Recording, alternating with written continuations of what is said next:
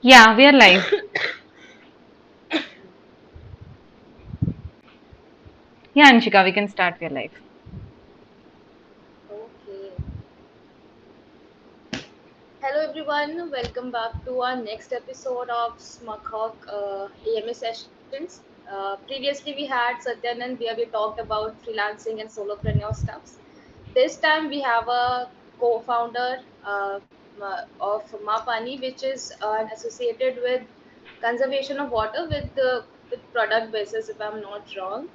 But she will tell us about everything, what she is doing, and what's company is about, and what we can learn from her journey. So yeah, let's start with a brief introduction. So yeah, please introduce our audience to you. Sure. Thank you so much for inviting us. Hi everyone. My name is Aparna, and I'm the co-founder of MaPani. As you said, though the company is called Park Shantar, and MaPani is a brand. And what we do is essentially that we work on water conservation by creating a behavior and a lifestyle change in individuals such as yours, on and teaching you how you can conserve water or not pollute water sitting right at home. Wow, that's such an inspiration. Like first question first, like why you thought like water conservation should be an issue you should be solving in your problem statement. Got it. It all started when I started working with an NGO. So earlier, by qualification, I'm an architect, and therefore I was working with an architectural company. And then I just came across an NGO called Swaraj that work on grassroots sustainability. And from there, my journey towards sustainability kind of revived. And why water? Because like once when I was in school, I had attended an exhibition on water pollution, and they had really scared us as students as to what the future would be if we don't conserve water. And I think that kind of was stuck in my head somehow, and so I pursued it later. Wow. So every time there is something that is stuck with us, and we want to do something about it. Uh, we will talk about this further in this conversation. But please tell me what is your like background? Yet, as you said, you architect. Why you became architect, and after that, becoming architect, becoming to a co-founder to a company that is saving water for us. So please tell us about your earlier journey. Sure. Architecture, I thought of architecture because, I mean, when we are in school, at least back then, we didn't really we didn't know a lot of options that were available. And I used to paint and draw, and I used to like drawing. And I had taken science in 12th. During our discussions, it just happened to be that architecture seemed to be a possible, future for me, and it did kind of interest me then, because I had also did a we had to choose a project in class 12, so I had chosen architecture project only as my study. And whatever brief knowledge I had about into architecture, it interested me. So I joined architecture, and yes, it was a fabulous course. Like, it's a 5 year, very intensive course, which teaches you a lot more than just architecture. So I thoroughly enjoyed the journey, though once I was in the field and I started working as an architect. And then when I came across this NGO that I was talking about that works on grassroots sustainability, I kind of reconnected to what I had always wanted to do, and I felt that it had got lost uh, with the hustle and bustle of life. And just because I could kind of reconnect to it, and I was quite sure that I want to pursue environment, so that is how I started my journey in the environment sector. Wow. So that's inspiring. Like from being an architecture to becoming an environmentalist into the water section. That's very, very not into the part thing. Like when you become something, you just try to stuck on it. Like, yeah, I have to be an architect. I have a degree. I don't know what to do, but it's very inspiring that you just chose a path that step stuck into your mind. So that's very inspiring. So please tell me, like, MaPani and the parent company you was talking about, the MaPani is the brand. If you could tell me what were the specific things that MaPani does and how Mhm. it just started, like how the company got its initial ideation. Sure. So when we were working, and we would discuss in the NGO. So this concept of why we are polluting water first through like we wake up, we brush our teeth, then we have a bath, etc. And then the water that gets used in all these day-to-day activities needs to go through a lot of treatment before it is like put into rivers. And then we discovered that because our infrastructure is not like it is the capacity is not as much as waste we are generating. So around 80% of the wastewater is not treated and it's put into rivers. So that is like killing the rivers, killing the ecosystem, Yeah, and then that water comes back to us, and then we fall ill, etc., etc. yeah, So in all this complex problem, like we thought that what if we just switch our products and not use chemical products, then this whole cycle could be stopped. And but because we were born into a world where these products were already used, we didn't really know what to do. If we don't use these products, then like what do? We can't just stop cleaning ourselves.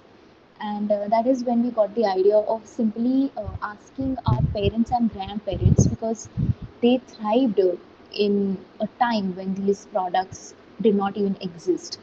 So that is when we started talking to them and asking what did they use earlier. And from those interactions we collected a lot of recipes, which we then started promoting through our workshops. So earlier we just started by workshops in schools, in marketplaces, etc. And we would just educate people on how you can go about in your daily lives and not pollute water. So that is when Pakshantar came into the picture, because that means Pakshantar is a Sanskrit word and it means an alternative view. So then, as we moved on, so many people who would attend our workshops had a concern that we want to switch into this lifestyle, but we don't really have the time to do these things ourselves because we have a busy life. And some of them asked us that if they can get these things ready made, and then they would be willing to use it. So that is how we got into the product side of things, and we started creating the actual product and then giving it to people initially. And because now we had products and we were in the market, so somewhere we had started competing with all the other natural brands. And which is when people told us that we should formalize things and we should have a proper label and stick to the guidelines of uh, making products. So that is how MaPani was born, because then we started formalizing it as a brand. And yeah, therefore now we are a brand. wow. So from being an ideation to just educating people to actually making a product out of it, it's a journey. Like how long was this journey from the ideation to the product thing? It started in 2018, and MaPani was launched in 2021. So yeah, 3 years. Wow, 21 and this is 2023. Three, yeah, Great, already. yeah. Wow, you have been into this since a long time. Wow. So it's been a research for you, like from starting to making a product to making it water friendly.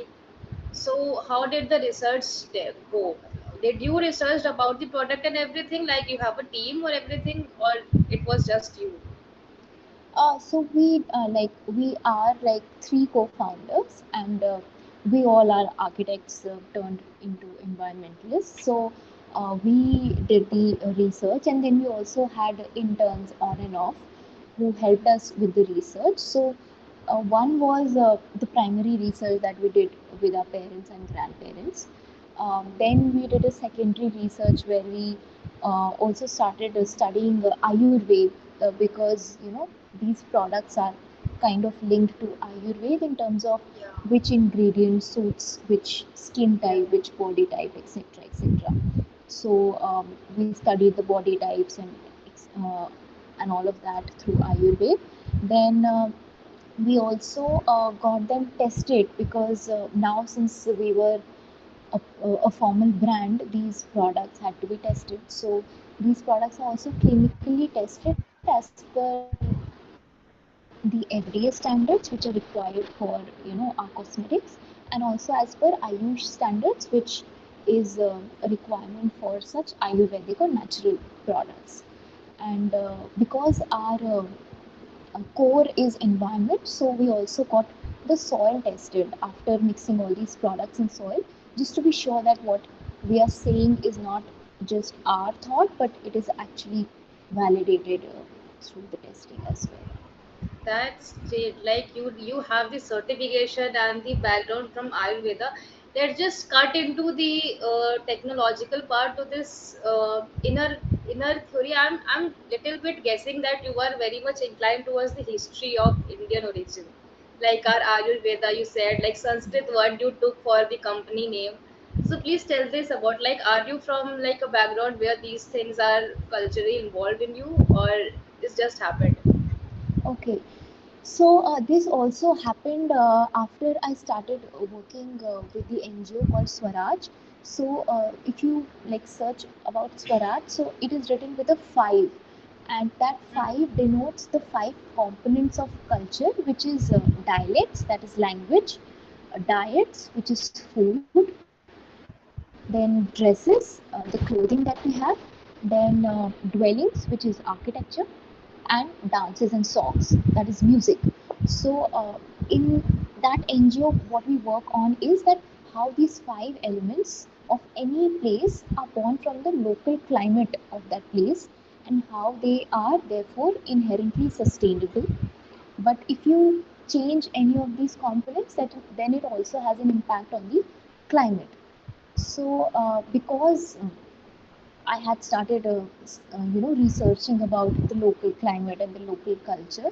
So that is also a reason why I got into studying Ayurveda, and also bits and pieces of Sanskrit and even Hindi. Like my Hindi also improved after I Wow. started working over there. Yeah. So you are from North India, right? From which state are you?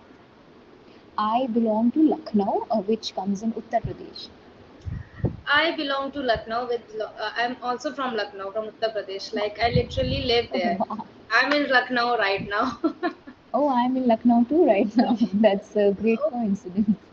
Let's catch up once we just wrap up this podcast. Let's catch up. Definitely. Okay, jokes aside, yeah, I've been noticing you, and it's been a dedicated journey throughout this year. So how did you cope up with this dedication? Like for me, I've been into this my journey into like 1.5 years. Before that, I Mm-hmm. was also an engineer, and engineer turned into marketer. Mm-hmm. So yeah, there's a saying that engineers are everything but engineers. So I proved that point to some extent. But yeah, so it's been a dedicated journey for me too, because it's a whole new domain for me. Like I'm from technology, I'm a computer science engineer, I know technology, but for Mm-hmm. marketing it's a new domain. So how did you dedicated yourself to a domain that is so new to you just after being part of an NGO? So tell me, what was your routine, what is your mindset about it? It's anything affected you that demotivated you? Just tell me the inner thing about you. Got it. So definitely it was not a very easy transition in terms of like everyone around you also, because after doing architecture, which is supposed to be a professional degree, you're also expected to practice architecture because you've like put in so much time and effort into it. So that thing was always there, and but for me, like initially maybe I would think of doing masters sometimes, but then the thought of what we were doing, and the value of that work to me seemed a lot more important than me pursuing architecture. So in terms of my personal beliefs, because I had always wanted to work on environment, so therefore I could like sustain my belief. But yes, even my family was very supportive, because being an entrepreneur, even though is quite a glamorous world for Yeah. the outside world, but internally, It especially takes in lots of courage. yeah, Yeah. and especially in terms of financials, like there is always a struggle period, Yeah. especially if you are not a tech based company. So that is also a struggle, and for me that was kind of mitigated only through my family. So they have always supported me, and even though they would say initially that, why don't you do both the things, do architecture also and do So this also. So they were never not supportive of it, but I think now they have also seen me like sticking to this, so they are more receptive of this idea and support it even more than they would do earlier. yeah. So the thing is now with parents, the thing is they always wanted the good for us, but in our mind there is something that we want to do from these initial stages. So as you said that your parents were very supported. My parents are truly very supportive about this thing also. But sometimes it happens that the culture doesn't allow you. If you want to say something like let's say if I'm not having supportive parents, so what tips you will give if I want to pursue in entrepreneurship that is out of my domain? Okay.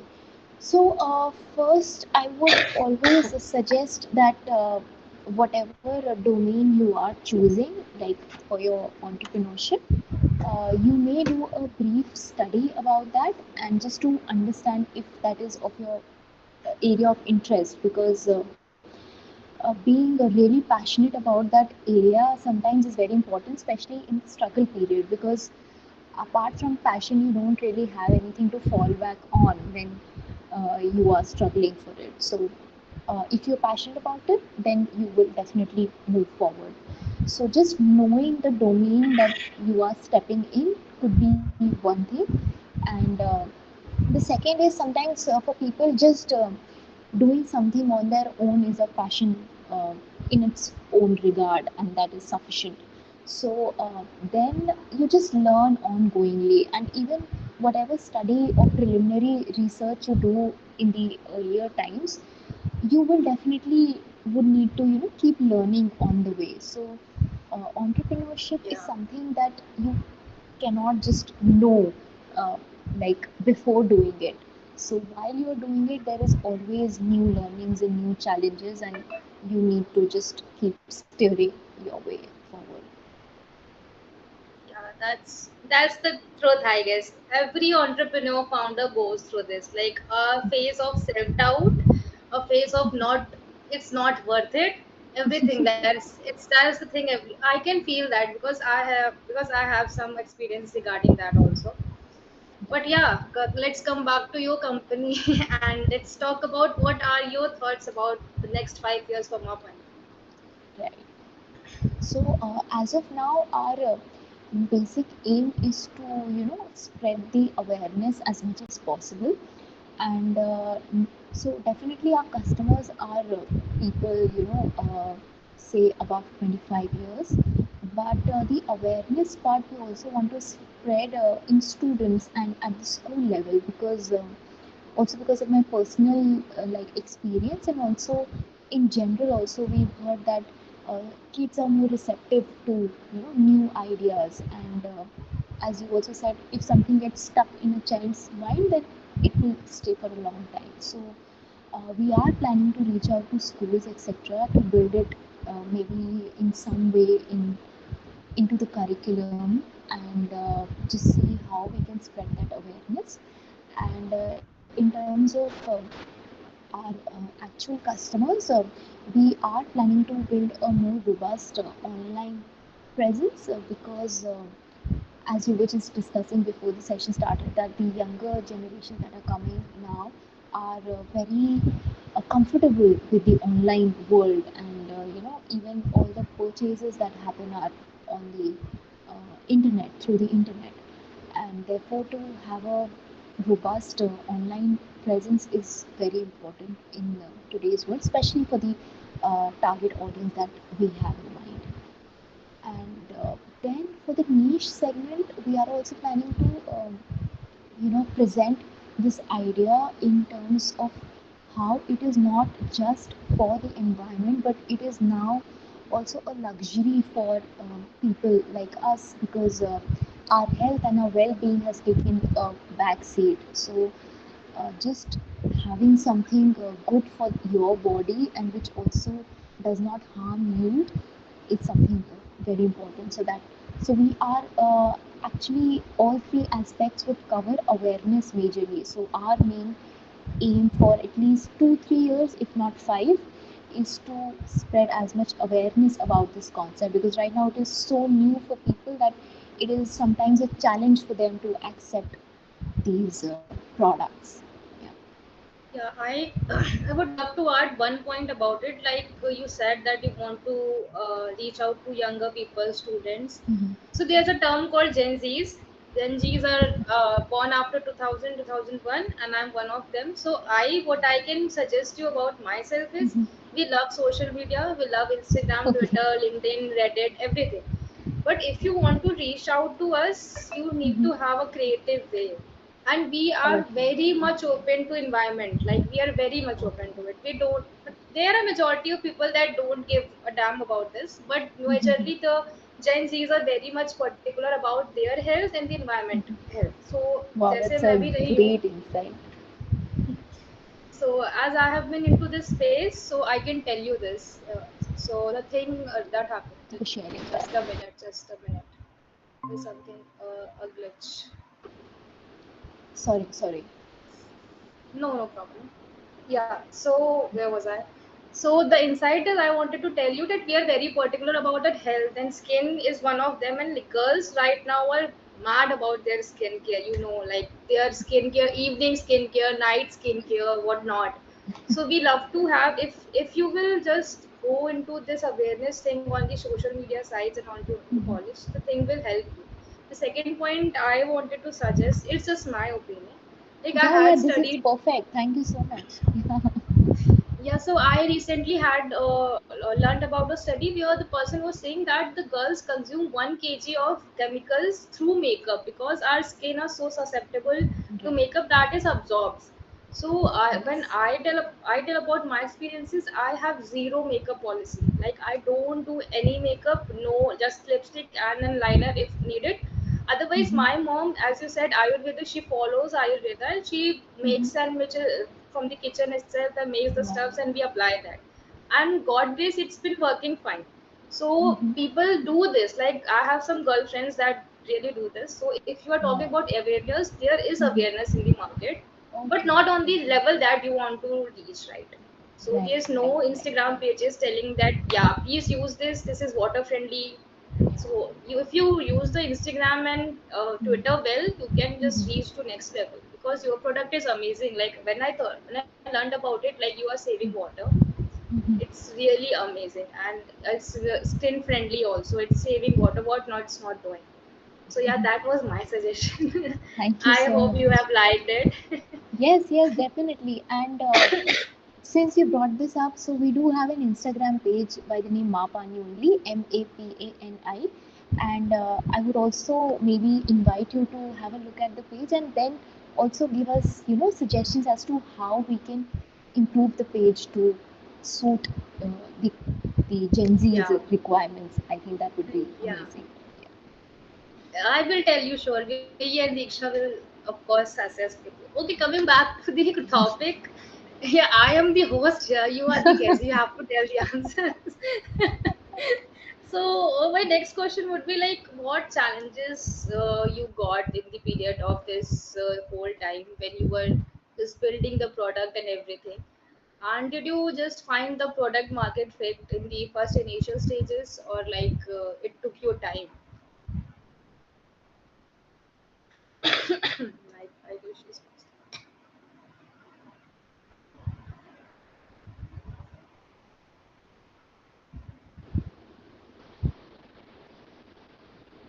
she's back. She's back. Yeah, no problem. Were you not able to hear me? No, no, no, nothing. I heard Oh, nothing. okay. Sorry. So I'll just repeat myself. So basically, I was saying that the product market fit definitely took some time for us. Also because being from the field of architecture and like science backgrounds, we had zero knowledge about marketing and how to go about yeah, all these things. Even the term product market fit, we kind of learned very later in our journey. So earlier we just made the products and then we were talking about it through our workshops, and also some friends and families would support us. And then what happened is we started setting up stalls at small farmers markets in Wow. Delhi. And so over there we would like talk to the customer and take their feedback, and also have our products there which had no branding, because like we didn't really know all of that. And we also wanted the bottles to be free of any labels so that people could reuse them later. And then slowly by slowly, like we also got incubated. There's a organization called Unlimited India, Oh wow, and congratulations. thank you. And also through mentors, which came to us through friends and family again, we slowly, step by step, we started learning things that were required for marketing, market product fit being one of them. And very recently, I would say, we have narrowed down on our target audience and how we want to reach out to them. So I would say we are still experimenting with that finding right now. And I think as per whatever results we get, we would again analyze if this is the right product market fit for us, or do we need to still iterate. Okay, that's great. Like, are your products live right now on the website? Like, people can really buy them, yeah, right? Yes, yes, yes, yes, they are, Yeah, they are. Yeah. that's great. So you, in the initial conversation, you told us that you had interns and everything. So, Mhm. are there any possibilities like people can apply to your company? Like, what are the hiring requirements for you? Like, tell the from the founder itself, guys. Here the hiring thing. Definitely, thank you. So, yes, definitely, we are always open to interns, and especially for for marketing, for outreach, because that does require a lot of effort. And again, as I was saying, because we do realize that the current generation is much more attuned to these things, and things come to them naturally. So most of the interns that we've had are very young people, because they are not just learning but they are also teaching us, and we get a lot of ideas from them. So till now we've had interns in the social media field, or also in the marketing field, where they would guide us, or give suggestions for the business model as well. So I would say the best part about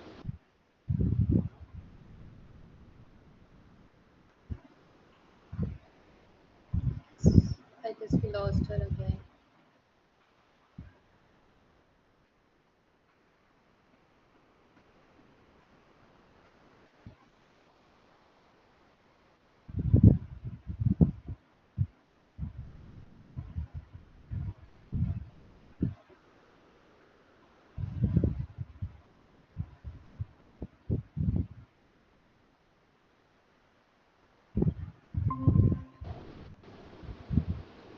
I am sorry again.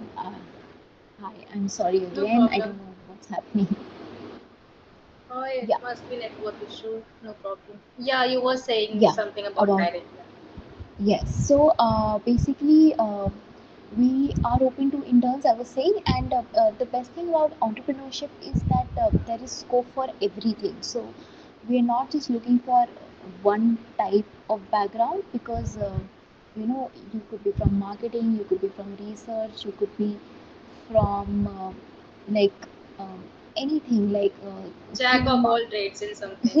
Yeah, and the one thing that we do see in an intern is again their level of dedication of passion, because I always tell them that you can say a plus point or a downside of entrepreneurship is that you don't have a boss, so you have to have that discipline come from within, Yeah. and only then things will work out. So that is the major requirement. Everything else can be learned, so the mindset is what we look for. Yeah. Everything boils down to discipline and mindset. I Definitely. have talked to many founders in the recent Mm-hmm. times, and they every time I say like, what was the other thing that you are you right now? They say Mm-hmm. discipline and mindset, and everything comes within these two things. Like if you have Definitely. good dedication, like you wake up at the same time, go to gyms and do your Mm. thing, and you have the right mindset, like why I have to do this, like why is so clear, Mm. then the things happen to you. Like Yeah, nature's give you, definitely. someone call it law of attraction, someone says stoic mentality. Mm. The names are different but the results are same. Yeah, So because that yeah, is that's something great. you cannot really create, so that needs to come from within. Everything else you can learn and improve upon. Do you have anything to say about like the rise of entrepreneurship in young Indians, like from the age of it is 17?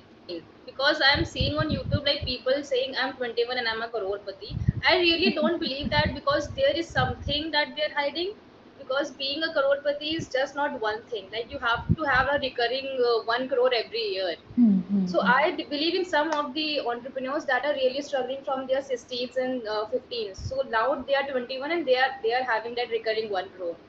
But Wow. I have seen some things, some YouTubers or some founders that are claiming that they are a crorepati, but I believe that there's something a scam they are doing.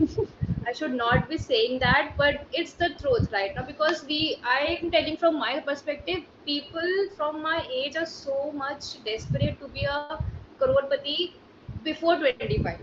Like they want to be a crorepati before 25, 23, because the culture here is before, if you open laptop and Mhm, you open YouTube, you go to mhm, some YouTuber, he or she will say that I'm rich, I have these luxuries, and I have this because we are struggling. We and I can relate to that. It is not easy to make first crore. It's really difficult. Like it's no, if you have something like scamming thing, you can do it, but to mm. do it properly and recurring amount should be there, and also exponentially you should increase it. Yeah. So that's the thing it's happening right now. So my question was, what was your take on this? Like, do you think that the thing that Shark Tank did increased the volume of founders, but it also had a downside to it? Like, what's your take on this? Right. So I may not kind of fit into the opinion of like the majority, because my take on entrepreneurship was not really like, my dream was not to become an entrepreneur. Uh, I happened to become an entrepreneur because I wanted to work on the environment. So and I don't really know how to put this, but I'm not sure if everybody becomes an entrepreneur, then what the future would be like. Because if everybody wants to have their own thing, then they would all be working alone. And working alone, as far as my opinion is concerned, is never a great idea. So even as an entrepreneur, we are always looking for collaborations with like-minded people, or other organizations that work in similar domain, because uh, as long as our intention is the same, then working individually does not make sense. It's just always better to come Yeah, together and work on something. Though the good thing about our history or our culture has been is that if someone is born into a family of any business or any even if you take dancing or sports or anything, so they are exposed to that field from a very young age. uh, you know, I've seen people who have been really amazing dancers from the age of say 5 or 6 years of age. So when you have been practicing or seen something from that little age, it is definitely possible of what you are saying, that they are crorepati's at the age of say 23 or 25, because they have mastered that art uh, till the time they are an adult. So that form of entrepreneurship, I think I would still support, because it's always heartening to see that, because you're doing It's something generational, I consistently. guess. Yeah, yeah, Yeah. yeah, exactly, exactly. So yeah, but my take on entrepreneurship is slightly different. So because for me, if the reason why you're doing the entrepreneurship is something that is really close to your heart, A I cause. would definitely Yeah. encourage you to do that. Yeah. Yeah. So when you were talking about the generational thing, I had this. Mhm. I just recently had this video where the host was saying that there was a time when China, the Communist Party, banned all the crorepati's, right? They were the crorepati's of these place, and they just Mhm. ruled everything. From Oh. generation to generation, when they came back, when the Mhm. ban just is banned, like it doesn't happen, the Mhm. people that were from that generation that were crorepati's literally became crorepati's in their lifetime. So the point that you were saying, it just popped out into my mind that yeah, this is the example that you were talking about. Yeah. So these studies have been done, and I am totally in support of this. Like, you cannot be a founder if you are just 6 months old and doing something on your laptop. You can just say like, I'm a researcher, I'm doing something like this. But being a founder and writing founder in front of LinkedIn is just not the thing. You have to be have that just in your, that you are doing something for good cause. And lastly, the cause should be great. You cannot, you can be a founder like that Spain, that calling that name, वो जो drug dealer था Spain में, I'm not Yeah. I'm not Yeah. getting his name right now. uh, he's Yeah, also a that is founder, also an yeah. entrepreneur. Yeah, He's also an definitely. entrepreneur, but the cause is different. He can also write on LinkedIn like founder of drug company, but you will get logged in seconds. No, you Yeah. cannot do that. So yeah, the cause should be, and I am very much impressed with the cause of MaPani, the conservation part of the water. And we have this issue in India for so much long time in the distant parts of our space, that water has been an issue. So you have been doing it great. Like, people are saving clothes, people are saving what trees, but water is something we are not talking about. Yeah. So Dan doing such as Mapani is great example for this. And I'm surely gonna visit your website and check your products right now. Thank you so much. Yeah. So before going to the end of the conversation, I would like to give have some suggestions from you. Like, you have been into this space since a long time, so give me some 5 tips to, from a elder sister to a younger sister brother that want to pursue entrepreneurship with their studies, because we our audience is from background that are studying right now or may Right. have been doing their masters or bachelors. So please give us some practical thoughts, like where we can start if we have an idea. Let's say I Mhm. have an idea ABC, na, how we can implement that ABC to a product. Got it. So I think since right now you are students, so you also have the time for it. So the best thing would be to just talk about your idea with different kinds of people. They could be friends, family, or even random people, and just gain their insights. So one, what that will do is you will get say ideas to maybe improve that product, and secondly you will also understand who the actual customer is, and if that problem is actually a problem for the customer. And because then you don't have to struggle with the product market fit. So doing this say primary research initially has proven to be very beneficial. So this is something I learned in one of the workshops, etc., that I took on my journey. So they told us that just have a small questionnaire and keep talking to people about it. Send it through questionnaire. get ideas or insights into what you're proposing, to understand the actual need of the customer. So when you will finally make the product, then you already have an audience who will buy it. You don't have to struggle with creating that audience. So that is point number one. Second is that sometimes what happens is that we become so serious about what we are doing that we uh, forget to say have a little bit of fun. So that is also not very healthy in the long run, because that results in a burnout, and you will not sustain yourself if you continue doing that. On the other hand, if you like if you are only having fun, then that will obviously not be fruitful for the venture.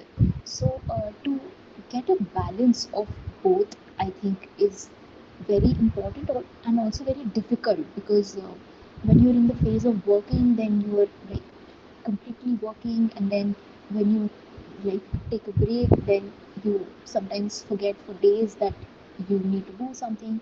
So just creating that balance is very important. And as I was saying earlier, that being self motivated and self disciplined is definitely something you need to have. Otherwise like, because you don't have a boss, then you won't be able to like continue working in a professional manner. So the mindset that you were saying is very important. And I think you already mentioned it just in the previous conversation, that having the why clear for yourself, like why are you doing this? Because I would not kind of give you a very beautiful picture of entrepreneurship. You will question yourself many times in the journey, and unless your why is very clear, it is very difficult to continue that journey for whatever struggles that you face. So having the why being very clear is very important. And I guess the fifth would be to have a network. Like, don't like seclude yourself, because again, in entrepreneurship, it's anyway a very lonely journey. So you always need support from your network, be it your friends, your family, your other peer members, etc. And not in just in terms of mental support, but you will slowly figure out how your network is also supporting your venture and your business. You will like see strings getting attached somewhere. So yeah, I think those would be the five things that are at the top of Uh, my um, mind. yeah, that I think that's very important also. The dedication, the healthy mindset, the things you talked about, fun and having friends and having the time management thing. It's the important pillars of the entrepreneurship. People don't even remember the spelling of entrepreneurship, and they want to be entrepreneur. So guys, please check your pillars first and then jump into it. Just a joke. Okay, no problem. So talking about mindset, what resources you carry to you? Do you list spiritual books like Bhagavad Gita and Puranas, or do you lie down on the same five that rich dad poor dad thing? So what are your resources? Are any YouTubers you are watching or any podcasts that are your favorites? So tell these about. Definitely. So yes, so I am a spiritual person, and I do like do meditation to keep my sanity in place, and to keep my focus. And yes, I have read the I've not read, I've heard the Gita rather on a podcast, and I've also read the Quran on a podcast. So that is where I think my spiritual journey started, because I learned meditation, like the initial type of meditation that I would practice from Gita itself, and then I took classes because that kind of had me interested. So yes, thank you for bringing that up, because that also reminds me of a very important point, to figure out what keeps you centered and what keeps you sane. Because again, that is something very important in the journey, because your mind will keep running all over the place, and to just center it is always very important. Some people like to gym, some people like to run, I also love dancing, though I struggle to make it a part of my routine. So I could not like have that as a practice to center myself, but I still dance and I love my dancing. So just find that thing. And as far as your question, like as of now, I'm not currently reading any specific book or podcast, but yes, for the journey, mostly I think my readings have been towards the marketing domain because that is something I know I'm not good at. So again, I think figuring out your strengths and weaknesses is also a very crucial step so that you can work on your weaknesses and just take advantage of your strengths to move forward. So yeah. So I also hear things sometimes like you have to read books, you have to read books. Sometimes we don't get time to actually, because we are so much occupied with our work. Even the employees, even the founders, we all are so occupied with the work because we give 8 to 10 hours to our job in a day, and that after that job we still think about it, like what we have to do tomorrow. So in between all of this, it's very difficult actually to read a book.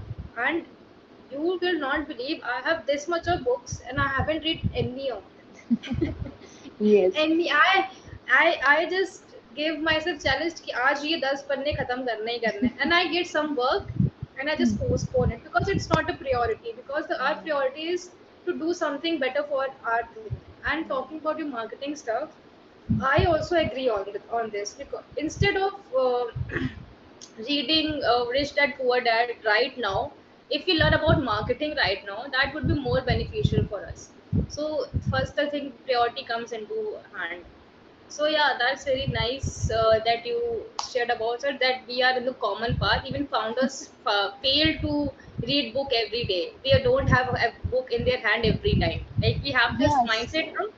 I keep my travelings for readings because when you're traveling, your internet is not working, so you can't work and you can't even do other stuff. So Yeah. either I do my planning during traveling or I read something. So I think that is the window that I've found for myself as of now.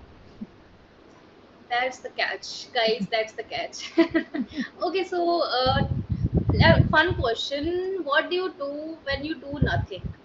Like you don't want to work, you are very much tired of everything, and you don't want to continue typing everything on laptop. Like what you do when you do nothing?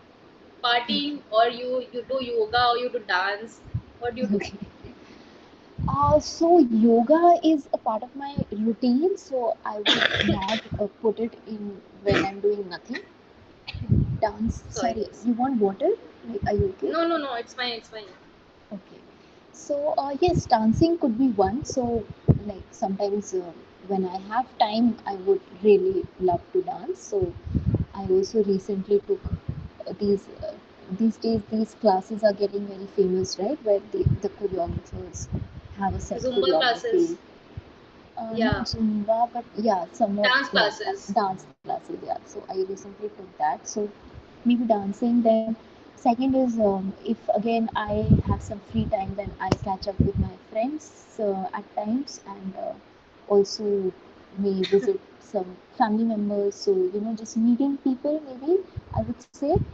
And if I don't have that amount of time, then sometimes what I also enjoy is just sitting by myself and And sleeping. Yeah. not really sleeping but just observing Okay, that's the yeah. thoughts. And sometimes when you're sitting alone doing nothing is when you get the best ideas. So I mean, Yeah, yeah, that that's is the thing. something I do. That's the thing. Yeah. I would suggest just sleep down. Yeah. Don't go anywhere, please. Let's just sleep. That's because it's take effort to uh, just put out clothes and go and meet someone and charge money. Don't do that. Instead, sleep. I do that only. I do nothing. Nice. Mainly I have talked to founders, they say the same answer as you have said. But deep down I think, why do they just go to sleep, like go sleep, yeah. Sleeping is very important actually, since you brought this up. Like many people in the pace of working, they tend to compromise their sleep. Yeah. But on a serious note, sleeping is very important. It kind of repairs your body physically and mentally. So Some don't people miss what your they do sleep. is when they reach the point of burning out, Hmm. then they go Yeah. to sleep, and that's Yeah. very unhealthy for the body. Yeah. Like, it's not. I have done this, and Hmm. I the gap was like 2 months. Hmm. The Oh. burnout gap was 2 months, and I worked for 4 months. Literally, everything I did everything for 4 months. Then I got burnout, and I left everything for 2 months. That's a loss. You Yeah. cannot say the vacation. So please don't do Definitely. that and have rest every day. I So, think we learn. Sorry. Continue. no, that's okay. You carry on. No, no, I was just saying, I think we learn it the hard way always. So unless we experience a burnout, we don't really understand the value of, resting and taking Mm. a break. Having a routine in this helps very much. Have a Yeah, routine. Make time for yourself also, and just work your everything out. Okay, definitely. so it was a very nice conversation with you. Likewise. Any tips and tricks for the audience, for me, for anyone from your experiences you want to tell?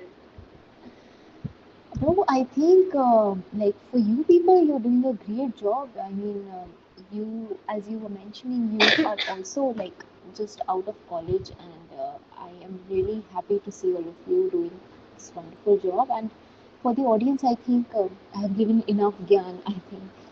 So I would not want to say anything else. Yeah. But all the best to all of you who are, wanting to pursue this journey, and I would really give my best wishes to all of Okay, one last question, Diksha. इसके बाद कुछ नहीं पूछूंगी. you. No How it problem. feels to be a founder? Do you want a Ferrari?